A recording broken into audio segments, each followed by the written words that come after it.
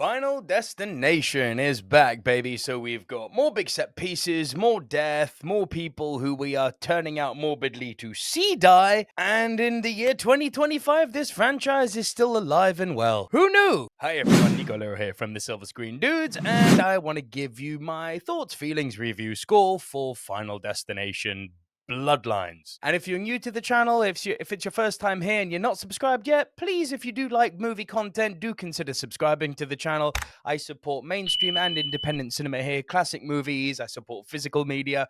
If you're a movie fan, I'd love to think this is the channel for you. So please do consider hitting the subscribe and do like the video if you do end up liking it. With all that said, so Final Destination Bloodline is the latest installment in the long-running franchise where death is the real villain. And no matter how fast you can run, no matter how convoluted your plan, death is like, I am inevitable. And right out the gate, this one's got a twist. It asks, what if it's not just you who cheated death, but your ancestor? Meaning you were never supposed to be here. That's right, Final Destination just went full ancestral guilt horror. And honestly, that's a pretty clever wrinkle in a series that, let's be real, has mostly been about murder porn. And hey, the movie knows exactly what it is. It's self-aware. It's not pretending it's The Conjuring. This is one of those films that winks at you while a guy gets decapitated by a collapsing solar panel. It almost leans in gleefully. The death scenes? Let's be honest, that's why we're all here, right? I mean, that's the popcorn.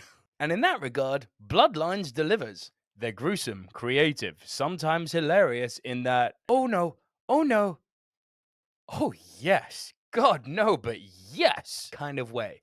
That morbid anticipation?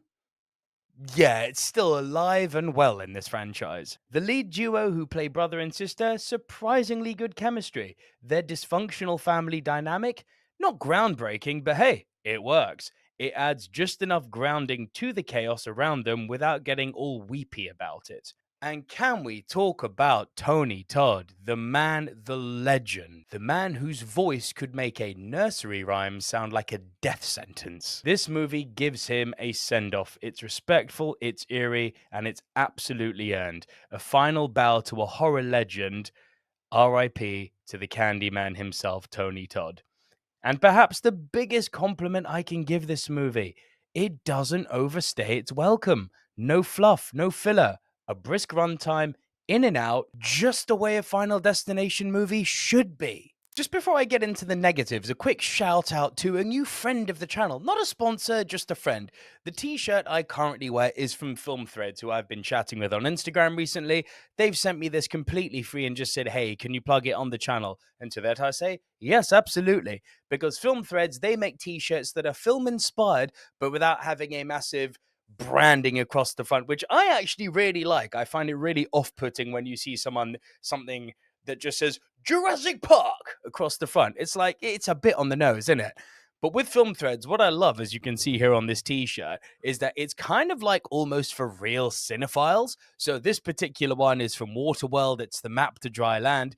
Real ones will know it, and other people who don't know it will just think it's a cool design and it's non-offensive without screaming Waterworld or Jurassic Park or Goodfellas or whatever movie.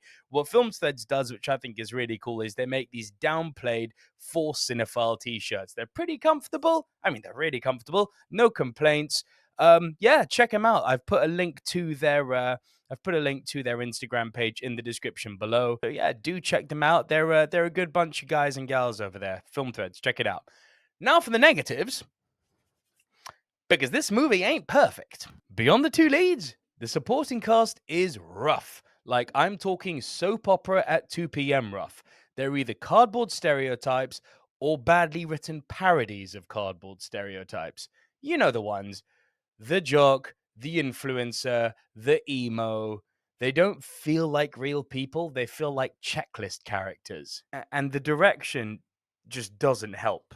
Some of the performances are painful. Now, obviously, some of that responsibility does lie with the actors, but it is up to a director to get a good performance out of his, her, or their actors.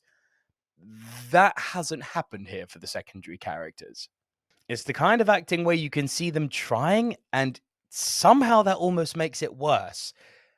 And finally, this surprised me, but the big set piece, you know, that moment every Final Destination movie opens with to traumatize a generation. This one, eh? It's a Sky Restaurant disaster. And look, while the vertigo aspect of it does work, and the cinematography around the spectacle of the horror has its moments, it just doesn't hit like the motorway pileup from Final Destination 2 or that roller coaster carnage from Final Destination 3. It's not bad. It's quite good. It's just a little bit underwhelming. And I almost feel like part of that's down to the fact that we've seen so many of these movies now, so there's almost a numbing effect. And to overcome that numbing effect, you've really got to raise the stakes. And in that sense, it didn't work. Or it's just one of the lesser set piece scenes. As I said, not bad, just eh. What's my final score going to be for this movie? It's fun.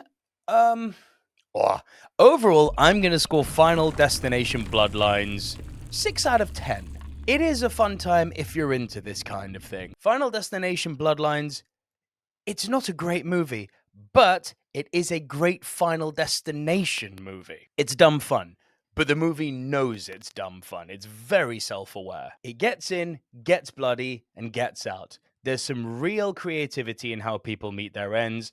The core ideas add a fresh twist to an old formula, and it honors Tony Todd in a way that feels earned and sincere. Yeah, the acting from the rest of the cast is not great, and the direction is flatter than a Final Destination character arc, but at this point, we know what this series is. It's not here to win Oscars. It's here to throw you into paranoid spirals every time you see a ladder, a microwave, a truck going down the motorway carrying logs, or even a loose screw. If you're going for a good time at the cinema, this movie's going to give you a good time at the cinema, and it's going to revel in doing so. I would say go and see it. You do want to support these types of movies if you do like them, and the carnage, you do want to see it on a big screen. So yeah, go and support Final Destination Bloodlines. But that's it from me for this video. I want to know, what did you guys think of Final Destination Bloodlines? Where does it rank for you amongst all of the franchise movies? Oh, also let me know, what's your favorite Final Destination movie in the entire franchise? I'd love to know that. Leave your thoughts and your comments down below. Subscribe to the channel if you haven't done so already. Keep it here on the channel. I've got 2 really cool indie reviews coming out over the course of the next few days. So yeah, keep it right here on the Silver Screen Dudes. But for me, Nico Luro, I will see you all very soon. Oh, follow on Instagram if you're not already at @the_Silver Screen Dudes. But for now, long love cinema. See you on the next video.